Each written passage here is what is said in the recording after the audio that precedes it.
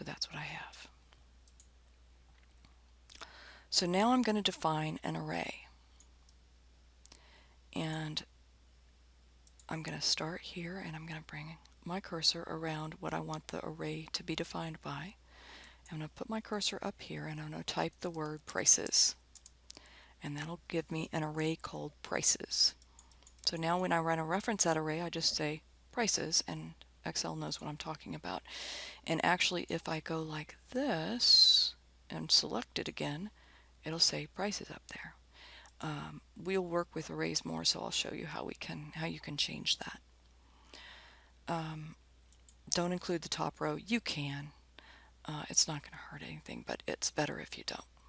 It's easier for Excel to find what it needs to find. Okay, so somewhere in my sheet, I want to write the words over here. I'm going to put it here. In fact, I'll put it right here where we can see everything. I'm going to write the words starting yield and modified duration.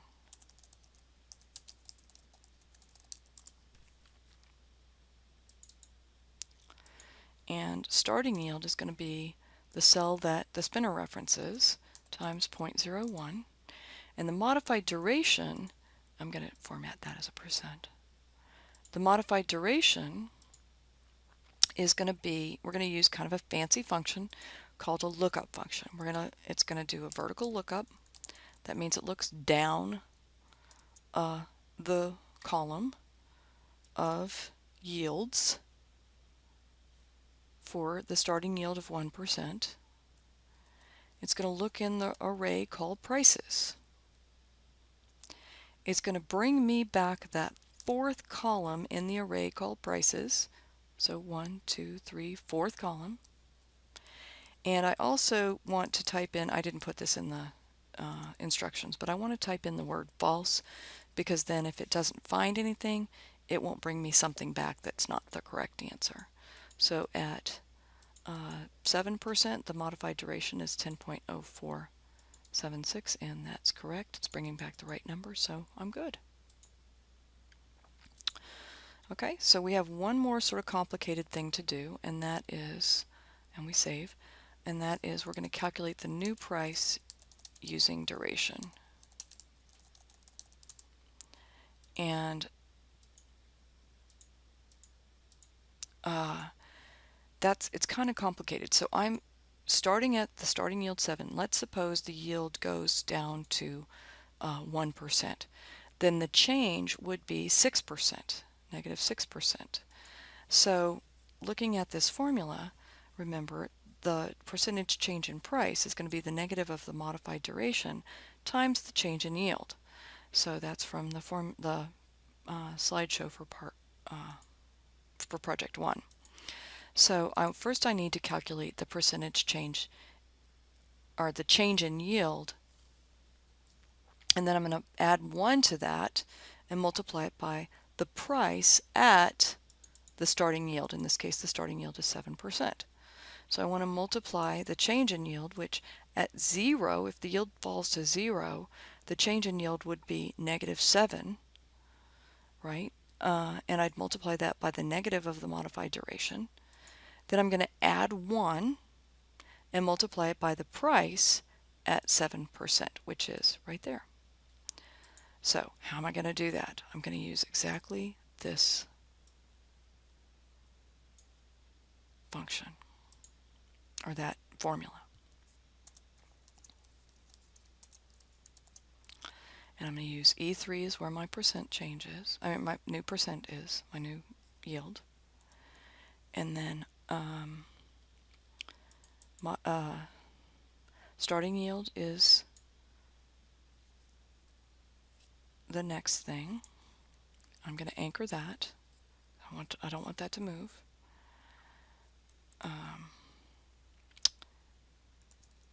Okay, times, and I'm not closing that parentheses yet. I want to add 1 to the change in yield times the negative of the modified duration at that starting yield. So I'm going to hit F4 again to hold that. And I'm going to multiply that by the price at 7%, which I'm going to use a lookup function to find. So the value I'm going to look for is 7. The array I'm going to look at is prices, and I'm going to get column index number 2 because it's the second column in that prices array. And I'm going to type false. I didn't put that in the instructions, but I think you'll be happier if you do it. Okay. And I've done something wrong.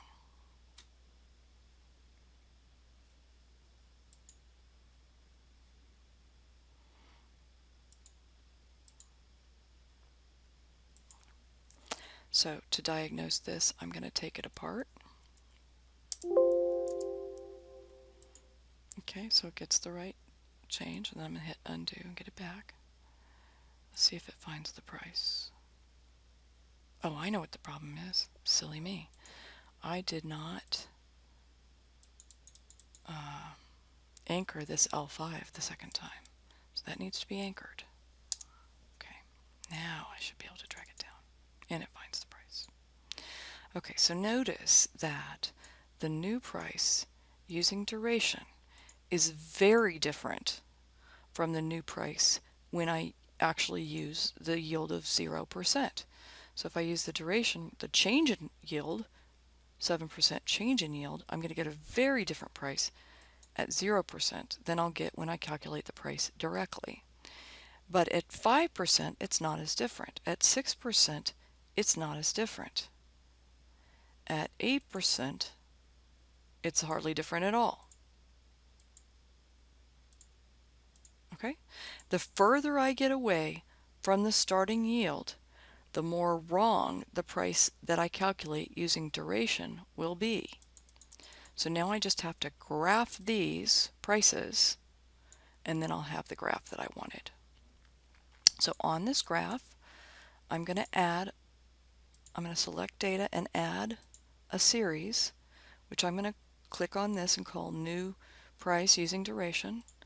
The series X values will again be the yield, and the series Y values will be the new price predicted by duration.